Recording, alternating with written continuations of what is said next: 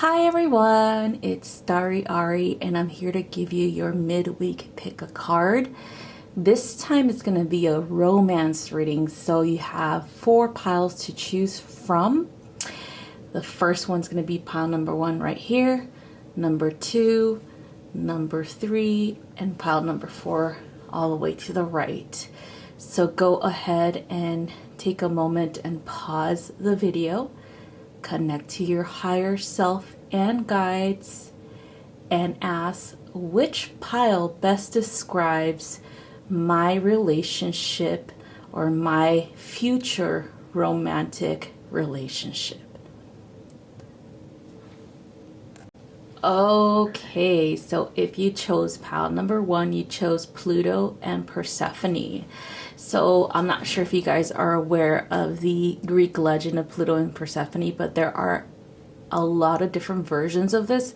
But the ultimate version would be that it was similar to unrequited love. Okay, so Pluto saw Persephone and he fell like in love and wanted to marry her. And of course, in legend, he has to ask permission from Zeus, his brother, who is king of all the gods, to marry Persephone or to whisk her away.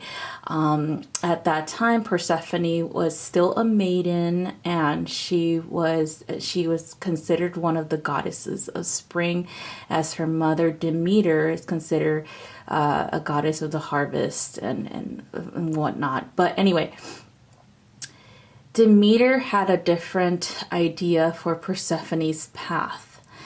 She wanted to keep her as a maiden or as a virgin, you know, things pure and stuff like that. But she did not realize that she's actually a what they call a goddess of fertility, and therefore that is why Pluto chose her. Okay, she's very fertile. She helps with things that grow on the earth, such as, you know, the springtime. And then Pluto represents the winter or the underworld. Okay, so they're complete opposites here. Okay, so anyway, unrequited love. Let's look at that subject. You've probably gone through this cycle at some point in your past relationships. It feels like there's a possibility that in the current status of your relationship, in some aspects of it, it seems that you are pulling more of the weight and you are doing more of the work when it comes to your relationship with whomever you are with. If you are single, then that means that there's a possibility that you've had this cycle happen or play out before, and you're probably and most likely not wanting to have it happen again, and therefore that's why you're taking the time right now, being single and healing this aspect of yourself in order for you to bring in that true love that is that you desire. Okay, so looking at this spread, we're seeing that there seems to be a little bit of conflict between whose role it is that in a relationship. So when and this is kind of like at the beginning of the relationship, I'm not saying that it's still happening at this time, and possibly it is. Who knows? But anyway, at the beginning of their relationship, it was unrequited love because Pluto wanted her, but she did not want anything to do with him. But then eventually she was then forced to go to the underworld. And according to different legends, eventually she agreed to remain because he tricked her by eating a pomegranate. And so it is stated in the law that anyone who travels to the underworld and eats anything in the underworld has to remain there. So because of that, she decided, okay, that's the law, I have to remain here. So they negotiated some type of truce here with between Susan, Demeter, and Pluto, where even though Persephone has to remain in the underworld, she could still come up to the surface to assist her mother with the seasonal changes, and that's why this whole situation explains seasonal changes according to the Greek. So when it's springtime and summer, and Persephone's clearly up here, and then when it starts to get down to the fall and the winter time, of course, that is when she starts to move back into the underworld, and that's why we have winter, because Demeter is so upset that her daughter is gone, so she doesn't tend to the crops anymore.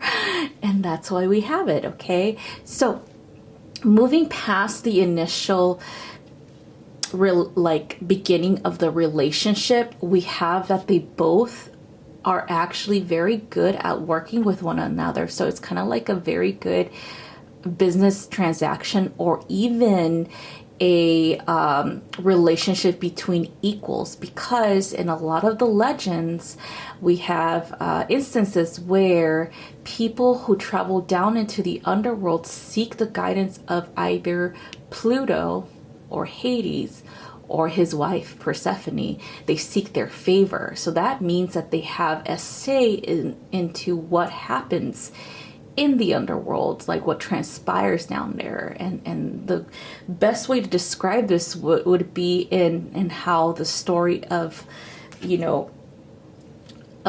of the travelers that go down there that seek her or him to guide them out of there, or to ask for a favor regarding a dead or passed over loved one. Okay, so this to me seems like there is an equal share of power here. Okay, it's not just Pluto that is in charge of the underworld, it is also Persephone. She has, in her own right, she is definitely the queen of the underworld, definitely allowing herself to become that after a while. Okay, so that being said, maybe in the beginning of your relationships you've had that unrequited love cycle, but now that you've gotten to feel more comfortable or less fearful of being committed to one another, maybe you find a strength with working together, that like a unifying strength here, that you probably became aware that if you both coexist with one another, if you both are in a relationship together, you can definitely accomplish a lot together. Okay, so that being said, we're going to move on to what is going on in your relationship at this time. Okay, so we have the water nymphs, and the emphasis is on feelings, on emotions. Okay, so like I said before, in the beginning, there's just intensity of emotion because of that cycle of unrequited love that you both had to learn or work through. And this, again, can be, seen as possibly the healing work that you had to do with one another happened because of cycles that transpired prior to you guys meeting each other. And so maybe when you guys initially met, you guys were both weary or fearful of commitment or being with someone else because of all those bad experiences you might have had with other people.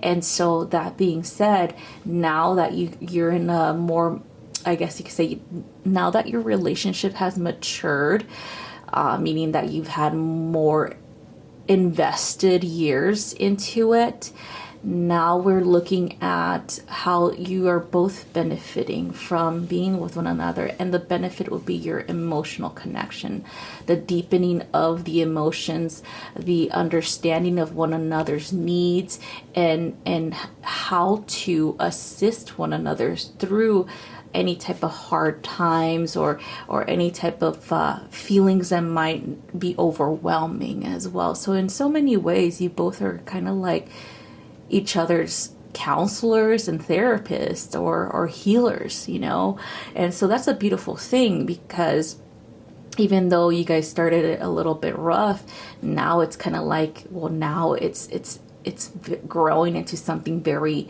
very strong and very productive. Okay, so moving on. we have Themis, cosmic order. So this one represents the kind of like the initial energy surrounding you both. That the reason why you guys met is because everything is as it should be, as well as is a part of the bigger picture or the bigger cosmic plan here. Okay, there is also kind of like I'm picking up this secondary mission that you guys have with one another beyond the material connection, meaning like the cosmic web connection or the infinite universe understanding of why you both came together at this time. So that being said, a good strategy, especially when it comes to a situation where you might be having a hard time within your relationship, or you might doubt it, or you might take a second look at it. Understand that at this time, especially for your soul's growth for both of you, the reasoning behind this connection is because you're fulfilling a bigger plan here, okay? You're fulfilling the soul's growth to include, you know, the connection or the divine will that comes from the cosmos, the universe, from creator. Okay, so when you start to see or start to look beyond just the daily issues that you guys might have and look at it at a spiritual kind of like expansive view, then you'll be able to understand clearly why you both chose one another this lifetime. Okay, and so that can be applicable for those, like I stated before, that are married, that are in a relationship at this time, or possibly going into a relationship in the near future. All right, so that's all I have for you guys. Thank you guys so much for watching, and I hope you have a wonderful rest of your week. Bye bye. Okay, you guys, if you chose pile number 2, you chose Zeus and Hera. So this relationship, I'm pretty sure you guys heard about the craziness of this relationship before, but I just want to go over like the highlights of it. So initially, Zeus and Hera were coming from, you know, a background of being siblings according to the Greeks. I believe that it's more of a like a interpretation of a soul union, okay, like twins or twin flames, if you believe in that theory of spiritual relationships. So anyway, that being said, these two beings are very much powerful and super independent. Zeus is all about expansion as he represents the planet Jupiter, luck and power, okay? And then of course Hera is all about the home, making a family, working on a marriage, working in a relationship, working with raising children, things like that, okay? She also has the ability to foresee the future, as well as to, I would say, kind of like know exactly what somebody's doing. Okay, so she has empathic abilities, but so does Zeus. Zeus has his own way of knowing what's happening in the mortal realm or within his own circle of gods. Okay, so these are two highly intuitive people coming together, very independent, as well as very much successful in their own right. So that being said, this is kind of like what we want to highlight about your relationship. We don't want to highlight the stories of infidelity or him, you know, doing whatever the hell he wanted without her permission, of course, and then she does the same thing to spite him. This is not what we're highlighting. We're highlighting the purity in the way that they worked with one another, as well as their strengths, okay? Because this is why you chose this reading, because we have a similar dynamic in your relationship or in your future relationship if you're still single, okay? So he's the boss, she's the boss. He's independent, she's independent. They find strength independently, but together, coexisting together, they definitely have a commanding presence and have the respect of all of the gods. Okay, so that being said, looking at your relationship, there could be a possibility that you both are very much independent people, but decided to join forces to create something very stable as well as long lasting. And this could be, your family life. This could also be a business venture that you guys are looking into, or possibly be the support system that you both need with one another to thrive and to move forward with whatever your career goals are. Okay, so you both motivate each other, you both mirror each other, you both communicate with each other about your needs and your wants, as well as about understanding the need for independence and supporting your independent choices as well. Okay, so to me, this is definitely a relationship of equals, but also there is a respect factor here. Okay, there is definitely understanding that if you need someone to back you up, then she will be there. If you need someone that will back you up, then he'll be there. Things like that, or he, she. Okay, not just not just a masculine and feminine. It's whatever your sexual preference is. Okay, so anyway. That being said, we're going to move on to your next cards. So here we go. So there are a couple of challenges, and that might even be because of the independence that you both require. There could also be a need for somebody to be the one in charge, or be the alpha, the leader of the pack, or the one that supposedly is the alpha in the relationship. I'm gonna let you both know right now that both of you guys are in your own way the alpha in the relationship, because remember, you both have different forms of strength. So if, for example, your partner is lacking in something, you are able to assist them and actually help them strengthening that, and that applies to you as well. So see you lacking something, your partner can assist you in building that and working through that. Okay, so the Hydra, if you can tell, here is Heracles, or Hercules like we like to call him in English, but he is wrestling the Hydra, right? And so the Hydra has many heads. And remember, in legend, at first, he was going after each individual head and cutting them right at the top. And then eventually he got some poison, I believe it was arrows. And no, wait, was it? Yeah, from Medusa, and he killed it. But the moral of the story is that any challenge that comes your way, especially when it comes to you guys needing to work through any issues within your relationship, you guys are able to fight back through it, as well as incorporate your own wisdom and knowledge of previous relationships into the problems and problem solving. Okay, so moving on, we have Metis, which is wisdom. So Metis, if you guys are not aware, was actually Zeus's first wife.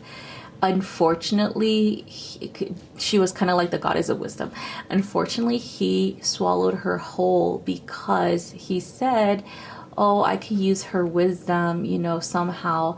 And so that's kind of like, the Greeks are like, you think it's like literal, but I feel like it's actually like a little bit of like, she taught him within their short marriage how to use different tactics to solve problems, especially because he is the king of all the gods. He needed to resolve issues in a diplomatic way. in a very smart way, or even using his resources that he learned beforehand and applying the wisdom learned to solving problems. All right. So this is what this represents, is how you two navigate through your issues, through any challenges, or you apply the wisdom that you've learned in your many, many years together, or even separate, to your relationship to solve any problems, as well as to help other people through their own relationships. Okay, I feel like you guys are definitely mentors in your own right, meaning that you kind of like emulate the perfect couple in so many ways for a lot of people. So that is pretty awesome. So again, this can be applicable to those who are married in a relationship, or even single and are waiting for that perfect partner to come in. All right. So that's all I have for you guys. Thank you guys so much for watching, and I hope you have a wonderful rest of your week. Bye-bye. Hi, everyone. If you chose pile number 3, then you chose Eros and Psyche. So I'm not sure if you guys are aware of this legend, but this is kind of like the very first version of Romeo and Juliet, I would like to say. But anyway, so Psyche and Eros met in very difficult circumstances. So what happened was, Psyche was a part of a very rich and prominent family in Greece, and she had very overbearing and unsupportive family members, especially her dad and her mother, who were more about money and prosperity and the way that society viewed them over the happiness of their children. So they married her off to a very ugly old man, or they tried to. And in their conceit, they claimed that Psyche was far more beautiful than Aphrodite herself. Of course, the gods listen to all the mortals and spy on them and know exactly what anybody says, right, about them. So Aphrodite heard this and was completely upset, and so she dispatched Eros to try to kill her or steal her away and scare her as well, that she would never, I guess she would just die pretty much. And so anyway, so Eros goes on his mission and tries to find Psyche, and so he starts to, I guess he disguised himself as something very ugly and scary, like a big ugly monster, and he decides to crash the wedding party, and he takes her away, and he keeps her locked up in this I think it was like this place that he had, and eventually he actually falls for her because she is actually very beautiful and kind. And so because it's kind of like a forbidden love, because he had to hide her from from Aphrodite, he couldn't tell her about that because Aphrodite wanted her dead. Then this is kind of like what you probably are going through within your own relationship. You probably have that Romeo and Juliet vibe going on, where maybe a high majority or maybe just a few people are just not very supportive of your relationship with one another. There's going to be a possibility that you probably had situations where you've met each other's families, and for some reason or another, your own mothers or even fathers are not supportive of your choices in a relationship or in a romantic partner. Whatever's going on, this is a very intense situation to be in, and of course it's not very favorable. It's very sad, to be honest.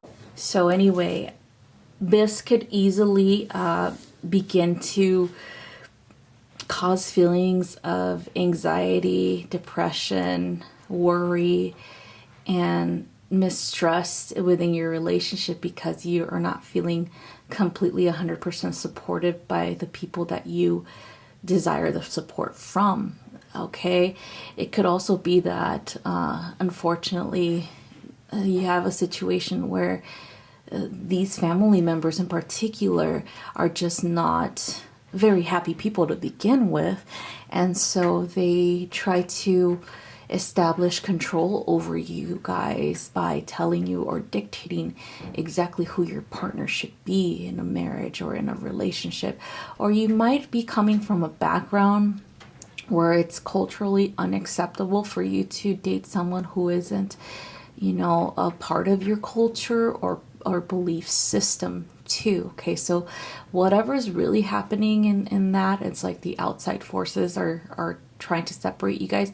You have to remember that in so many ways it mirrors what's internally within you too. Okay, so if you didn't solve any issues when it comes to control, especially when it comes to people dictating your life or telling you how to live it, then that's the problem that you're going to have to confront. Okay, that's what you need to work on, either separately or together. And that doesn't mean that you have to break up. No, it's just kind of like working through your own healing at this time for what's going on, or for that. Okay, so moving on, we have manifestations with Gaia. So Mother Gaia. Okay, so manifestation. So this is kind of like if there's a possibility that you guys might be separated at this time. Again, this is kind of applicable to those who are in a relationship, who are separated, or who are married. Okay, so just remember that it's kind of like a general reading for that. So Gaia can help you with manifesting what you truly desire in a relationship. If you desire healing, that can happen. If you desire healing of your relationships around you to be more loving and supportive, then that can happen. If you desire each other, say you're in separation at this time and you desire to work things out, then that can definitely happen through manifestation. But in order for manifestation to exist, you have to make room for it. Okay, and so what I'm seeing is that just like Psyche and Eros, they had to confront Aphrodite. They had to confront those who opposed their relationships in order for them to be together. And then of course, Eros had to really see Psyche for who she was, even if she was in a different form. Okay, so that being said, that's what you guys need to do, is you guys need to confront the issues that are coming up, and especially if not being supportive, and especially if other people trying to control how you live your life or who you date. Okay, that's what needs to be confronted. That's what needs to be healed and removed in order for manifestation to take place, in order for you guys to get what you desire. Okay, so moving on, we have Penelope, reunion. So this is definitely a card of of understanding that because you did all the work that you needed to do, the healing that is required, then you're definitely headed towards reunion, or your union is even more stronger than before. Okay, so don't worry.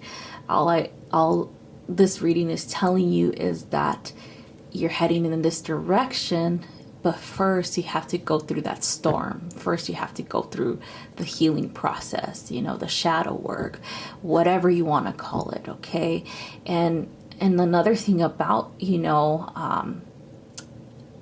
all of this situation is that you shouldn't be fearful of confronting people who are toxic in your life, who have a control issue, who need to be told to step back and butt out. Okay. I think that's like one of the things that either one of you have probably done already, but maybe you need to reiterate that. Maybe you need to establish boundaries once more. Okay, so whatever that looks like, however you do it is perfectly in alignment. Okay, and that's why this card showed up, is that you are definitely going back into union if you are separated, or you are, your union is stronger than ever if you really work through getting rid of all the people who are trying to interfere with it. All right, so that's all I have for you guys. Thank you guys so much for watching, and I hope this helps, and I hope you have a wonderful rest of your week. Bye-bye. Okay, you guys, if you chose pile number 4, you chose Aries and Aphrodite. Y'all be busy. Y'all are so busy with one another, because out of this union, a shit ton of kids were popping out, okay? All right, so the legend goes this way.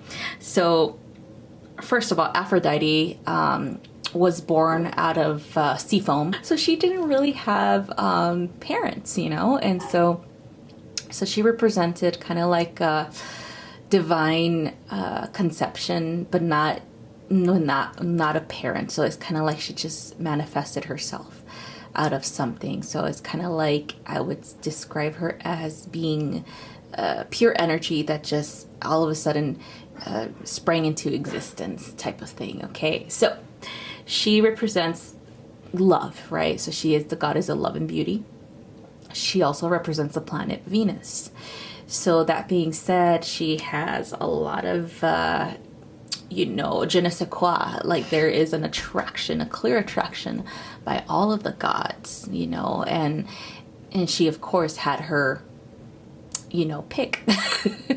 But anyway, in order for her to be tied down, or in order for Zeus to control her, because Zeus has a controlling personality, he decided to marry her to one of his sons, which was Hephaestus, and which Hephaestus was one of the ugliest gods ever. So it's kind of like you getting married to like someone that you don't even know or get along with or are attracted to. So this is what he tried to do, is kind of like to minimize her power or influence over the gods. That's what it was, because again, like I said before, Zeus was a control freak. So anyway, that didn't really work for her, because she had relationships with a lot of gods and mortals, so it didn't really pan out. Okay, so anyway, she met Aries and fell for him, and of course he fell for her. And Aries represents the god of war as well as the planet Mars. So they had a long love affair, which lasted during the duration of the marriage between her and Hephaestus. And then she bore him like 4 divine sons, which one was Eros, Anteros, Dema, and Phoebus, okay, and a daughter, Harmonia. So anyway, back to their relationship. So there is a clear attraction between these two, and of course they've had other people trying to tell them how to live their lives, just like because Aries is related to Zeus, and then you have this outsider goddess that has like no relation to anybody in Olympus at this time. Okay, so he tends to be very rebellious in his own right as well. So he tends to do whatever the hell he wants to. So they were both initially attracted to one another, and they just remained together and had, they weren't really exclusive, but when they were together like full body, full soul, full heart. Okay. So we're going to look beyond the legends to break down how this correlates within your relationship with one another. So we're looking at attraction here, okay? Initial attraction is very strong between you two. Physical, mental, and emotional. So you got the 3 main things that are needed to support a relationship in order for it to thrive and to last long, okay? And then of course they had mutual respect between one another, because he was a god, she was a god. He represented, war, independence, and action. And she represented love, I would say passion, and beauty. So kind of like inspiration. Okay, so this is what I see in your relationship, like where you guys take on the roles of these gods, like what they represent. So it could be just that it might be a little bit of a switch, right? Like maybe you being the more masculine one over your relationship, your partner being more feminine, or vice versa. So whatever. I feel like there seems to be a very strong connection in that way, where you balance each other out and you complement each other as well. So when you look at Aries or Mars, it represents the sign in the zodiac Aries, right? And then when you look at Aphrodite, Venus, she represents two zodiac signs, which is Taurus or Libra. But we're going to look at Libra, for example. So Libra and Aries are both on the opposites within the chart, right? And so they're total opposites but complement each other. So this is how I see your relationship. You guys might be total opposites in certain aspects of your personalities, or certain ways that you think about handling situations or the world, and philosophies and belief systems, but you guys complement each other because you guys balance each other out. So whatever your strong suits are, you help her or him with whatever she or he is lacking, and vice versa. So that's a very good thing, because that's how you find equilibrium in the relationship. Okay. And then because you guys are both very independent, as well as I keep hearing like independent perfectionists, as well as super devoted to one another, you guys come in and come together in a very unified way, or unified front. So with any issues that might come up in your relationship, you both are able to face them together. Like, for example, in a lot of the situations, a lot of the legends between Aphrodite, she's always fighting with somebody. I'm not gonna lie, she's always fighting with someone, just like Aries is always fighting with someone too. It's funny because they're fighters, you know? Like, she's always having some type of like challenge with someone, and he is too. Like, for example, Aries is always fighting with Athena. Aphrodite is also always fighting with Athena sometimes too, or even with Persephone. Okay, so there's always some type of challenger in the midst, or some type of conflict, right? So, but they both support one another. They both come at each, to say there's a battle, between the gods. They've both come to each other's rescue, and that's a pretty cool thing to have, that type of support that you can rely and trust that they're going to have your back. Okay. And so this is how I see your relationship too, where you have someone who is fiercely devoted to you, but also protective of you, and you are the same way with them. Okay. So that being said, we're going to move on to whatever is next. So we have Hestia, inner fire. So Hestia represents she's a representative of fire, or the hearth. Okay, so inner fire, this is definitely the passions that you have between you two, the need for independence, but also coming together and supporting one another's goals, as well as future endeavors, things like that, and helping one another through situations that might be difficult, that might be emotionally draining, that might be kind of like pushing you guys to the limits, right? So I see this in your relationship, and that's a good thing, that you have that passion for one another, that pure fire. You both ignite each other's passions and flames, and continue to burn brightly together because of it. This could also be a situation where, if you guys have a temper, that definitely can be all consuming, Maybe you guys have very passionate love, but also very passionate arguments. But ultimately, you guys come back to one another, you guys come back and understand each other's needs and apologize and all that beautiful stuff. Okay, so this could, yes, I'm talking about couples, but I'm also referring to for people who are single. This is what you're looking for, right? You're looking for that perfect love affair. So moving on, we have Athena, protectress. So like I stated before, both Aphrodite and Mars or Aries have a problem with Athena. They have common enemies.